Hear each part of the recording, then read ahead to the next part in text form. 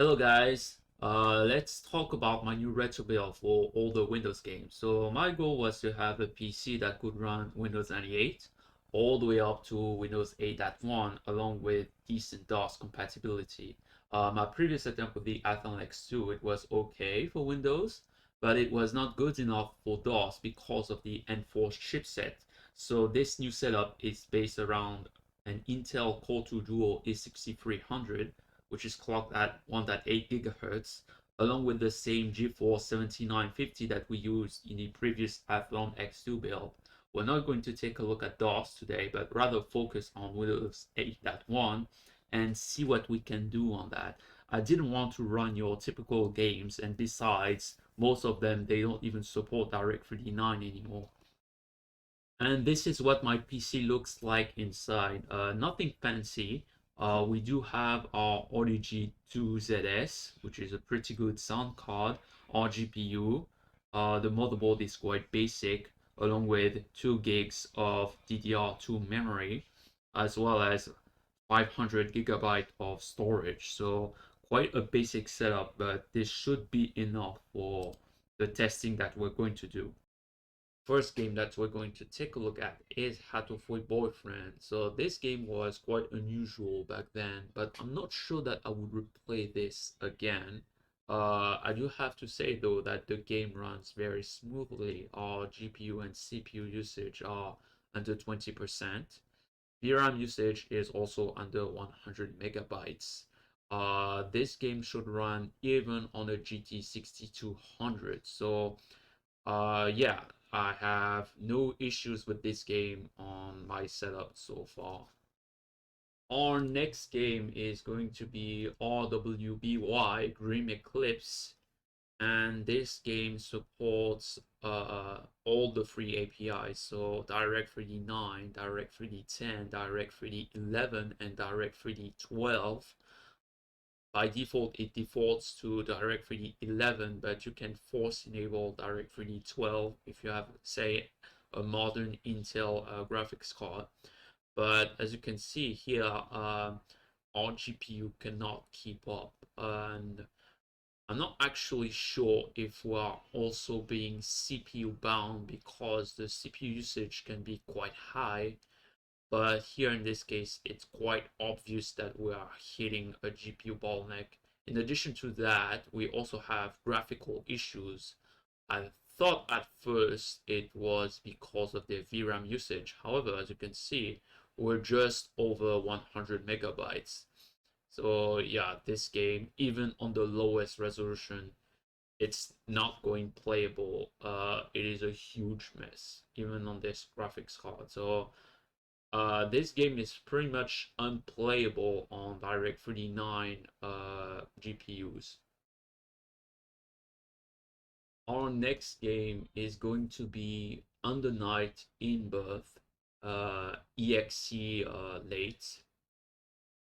This game, it's actually a pretty cool 2D fighter.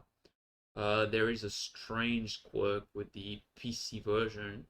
For some reason, the VSync settings are reversed. So basically, if you set it to off, it's actually on. But if you set it to on, it actually turns off VSync.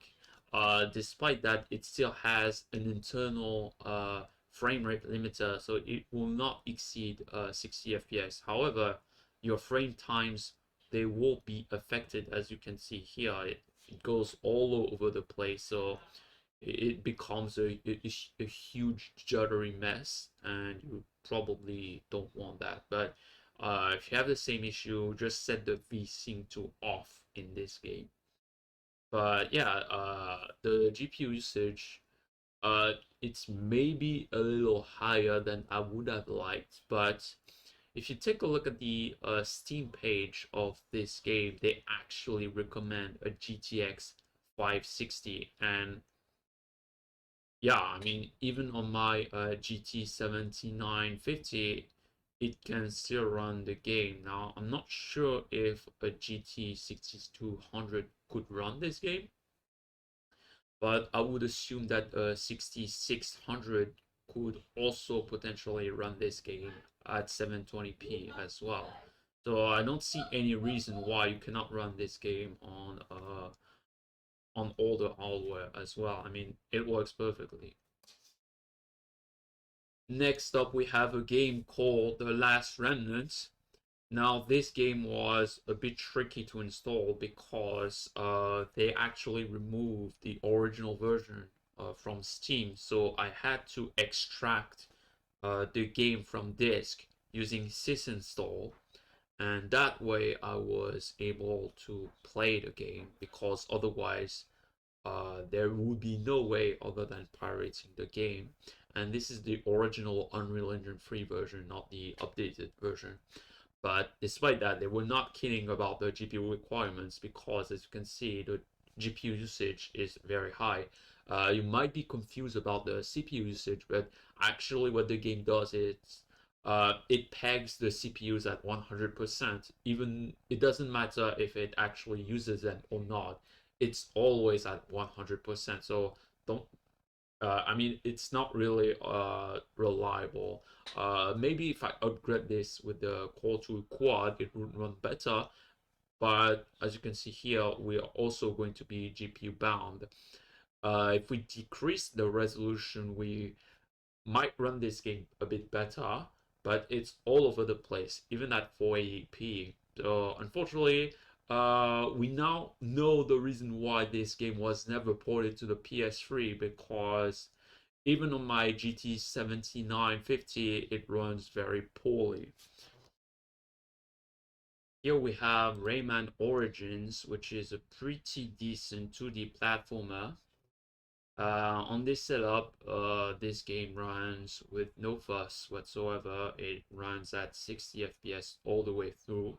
The GPU usage, it could spike to 70% sometimes, but it never drops frames, which is really cool to see. Even the Xbox 360 build can sometimes go under 60 FPS, so this is really nice to see, and it's about on par of what you would get on the PS3 version of it. Next up, we have Brave, the web browser, and as you can see, it works okay. It's sort of like what I got on the Athlon X2 as well. I would say maybe slightly better because I could sort of get 720p working on this. Whereas on the Athlon X2, it was a bit more difficult on that. Other than that, yeah, the I could use Discord on this as well, and YouTube, obviously. That said, the experience is not ideal. I would probably recommend that you use a Core to Quad on this if you want to do some web browsing, even some casual web browsing. But other than that, it is a decent experience. You probably want to upgrade to 4 gigabytes of memory as well. Next game that we're going to take a look at is MegaByte Punch, which is a really cool Smash Brothers like game for the PC. And as you can see, we're getting over 100 FPS, which is really nice to see compared to the other games, especially.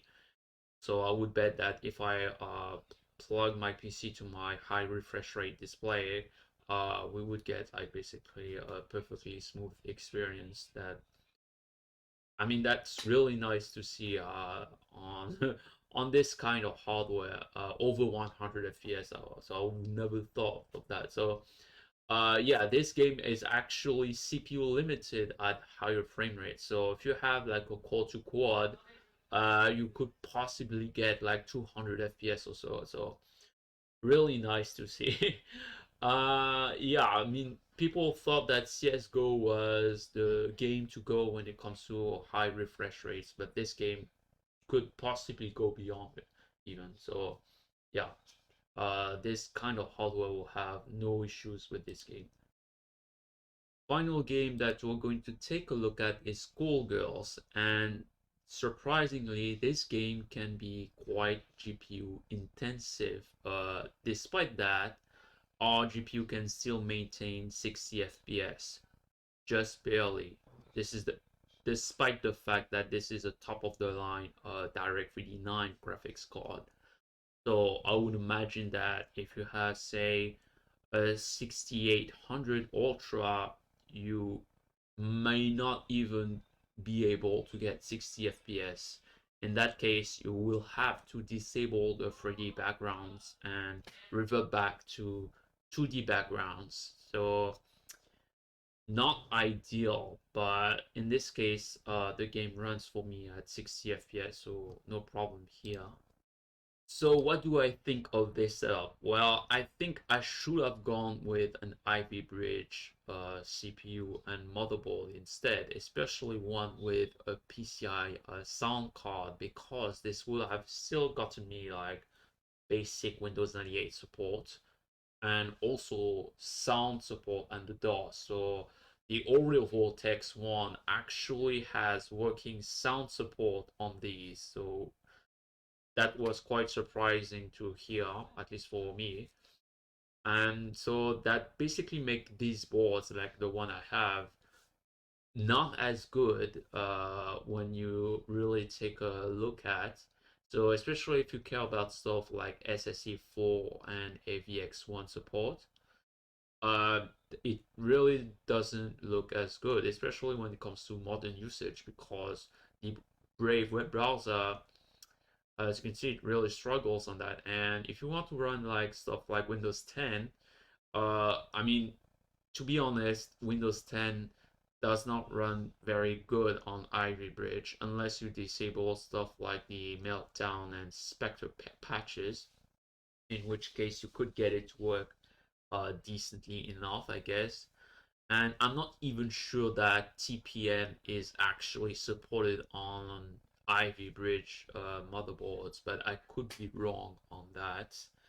And obviously no Pluton support as well, but I mean, that's only for like modern processors. But there's I mean, for me anyway, for the kind of setup that I wanted to go, so from DOS, Windows 98 up to Windows 8.1, I think Ivy Bridge was the way to go basically.